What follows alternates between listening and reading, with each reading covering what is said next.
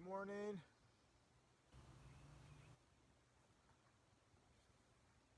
I want to welcome everyone on this Monday morning, July 5th.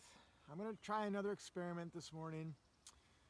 Barbara Richardson, good to see you. I'm going to plug in my microphone and to see if Facebook has worked out their bug to allow me to do this. Jim and Kathy, good to see you. So just comment if it's not working, okay? If we get that chirping sound again, you can let me know. I'm plugging it in. All right, let's see if that works. You let me know if the audio is working. If not, I'll unplug my microphone again.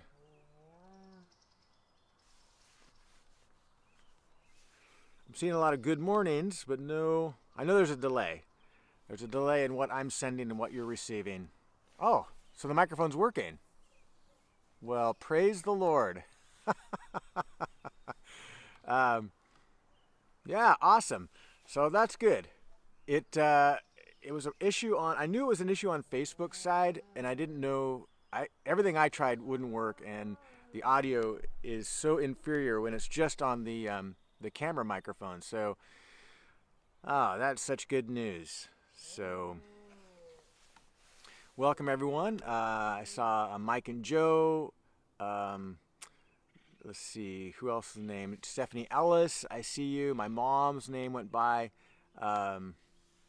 Also, I can't remember who else. I saw other names going by.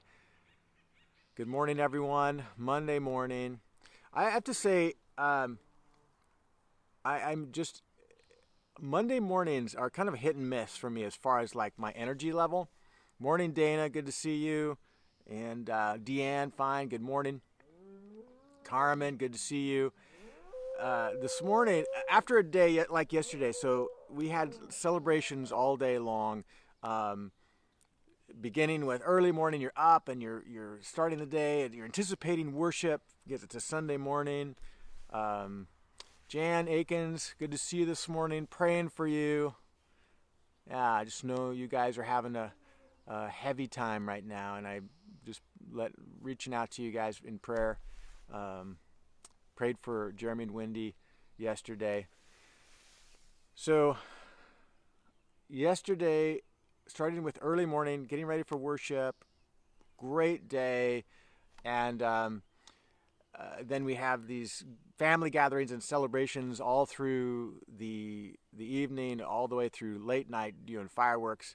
I love all of that, but it just emotionally exhausts me. By the end, I'm just so spent and ready just to have some alone time. So we got home last night, and I didn't. Here's a little mystery solved for you. Thursday morning, I was supposed to do a live stream last week, and you noticed I didn't. Well, that's because I had thrown my back out that morning, but it happened just half an hour before I was supposed to go live, and so I was stuck. I mean, I couldn't actually physically move and relocate myself, and where I was at, I didn't have any signal. I couldn't let anybody know that I was unable to do anything, and it was something silly. I just reached down and picked up a coffee filter down from a low shelf, and I stood up, and as silly as it sounds, I threw my back out doing that. So yesterday, I was thankfully recovered enough where I could pull off what I needed to do Sunday morning. But last night, trying to get to bed, my back was seizing terribly. I was in so much pain, and to add insult to injury, our dog, because of all the fireworks going on in our neighborhood, we weren't home. We were over at Martha's brother's Michael's house celebrating the 4th, and he ran off. My dog ran off, and so we couldn't find him last night. And I drove around this morning in areas that were close to our house. I can't find him, and I'm hoping he turns up soon. So if you want to throw out a prayer for that, that would be great, that he would get home safe. He doesn't have a collar on him or identification. because he normally just spends, if we take him out of our yard, then we put his collar on and all that. But he doesn't have any ID, so no one knows how to contact us. So I'm going to keep looking, and also check in with the pound, give them a picture of him, and if he shows up there, if someone takes him there. Last time this happened with our dog, other dog, years ago, he was miles away when we actually found him. He wasn't even near our house. He had, because of all the fireworks going on, he ran away, and he had his tag on, and he was found. Somebody called us, and he was miles away. So I'm worried about our little puppy dog. So this morning I'm in Psalm 95, and this is a psalm we have covered before. I just want to comment on a couple things. The first half of the song is celebrating the goodness of God, the power of God, and that we are his people, and he takes care of us. Every detail of our life, God is a part of, and he takes care of us. And so it's cause for praise. So the psalm opens, Psalm 95:1. "O come, let us sing to the Lord. Let us make a joyful noise to the rock of our salvation. Let us come into his presence with thanksgiving. Let us make joyful noise to him with songs of praise." And the psalm goes on to talk about how God is greater than everything, and he's formed all things. He is the source of all things. And then the psalmist talks in a more personal way in verse 7. He is our God. He's not just a God, this impersonal force or power that is holding the universe together. He is our God. He has a great deal of attention to our personal lives, both collectively as the people of God and right down to the individual, me today, this morning. God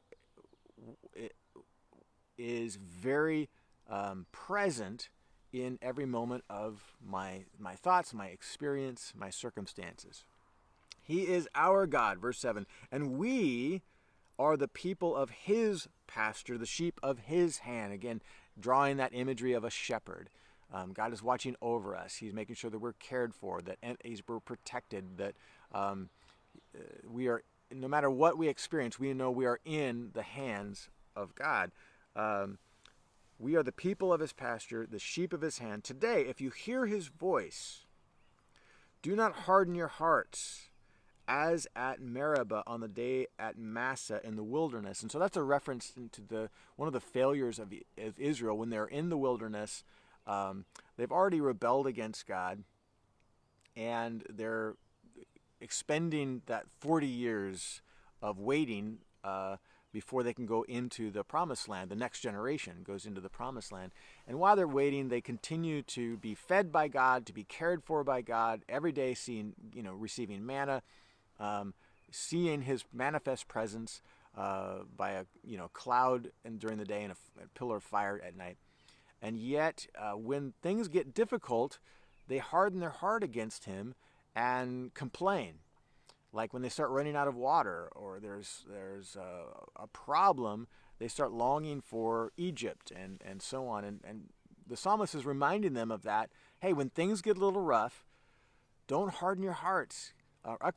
Understand that God is our shepherd. He's still taking care of you in the midst of that hard time. And God, as we know in Israel's history, always made sure that he cared for their needs. He did supply water on more than one occasion for this huge nation and all the livestock that would need that massive amount of water to sustain themselves. God supplied that in miraculous ways, causing water to come from a rock twice in their experience. And because of their hardness of heart, God said, that generation shall never enter into my rest. And the reference there is to the promised land. God promised them, once you enter the land, I will give you rest from your enemies. You will prosper. You will do very well, and I will be, continue to be your shepherd. But if you keep hardening your heart, you're never going to get there. You're never going to enter the rest. You keep fighting what I'm doing in your life. You're not trusting me. You're constantly questioning my character, my good, my love for you. And so this is just a psalm to remind us today, no matter what our circumstance, that God is there. He's there both in the good times, and He is there when we are struggling with our emotions, with our physical energy, with painful experiences, going through a tragic loss and suffering grief. God is there in not just the good times, but in all of the difficult times. He never ceases to be with us, to walk through these with us, and we can reach out to Him in wisdom. We can reach out to Him for strength and comfort.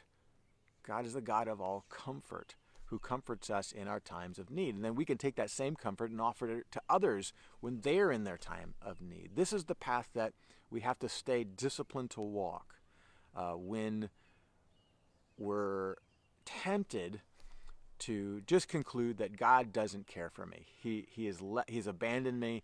He's allowed me to experience these difficult things, and it's because He is not worth following. He's not worth putting my life in His hands. He's not a God that cares.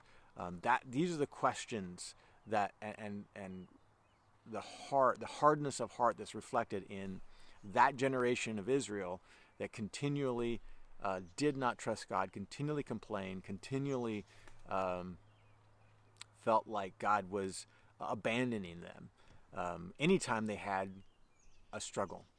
And so part of our entering into the rest that God provides for us, the New Testament writers remind us there is still a rest to be entered into. The writer of Hebrews talks about this. I think Paul talks about this in Romans. And that rest is found only in Jesus Christ. That we can trust Him with every part of our lives and find rest. And so today I'm just meditating on that. Just to release those parts of my life that are hard and conflicting and painful. And it doesn't mean the pain goes away. It just means that I'm trying to find my rest in trusting that God is a good shepherd today. And we just have to renew that daily. It's not like a one-time observation or a mental assent about who God is, but it's a daily experience that we seek, and in that we can find the rest that God provides. And so I'm hoping you're finding rest today, and if you're going through something difficult, to continue to trust in God, who is our good shepherd. Lord bless you today.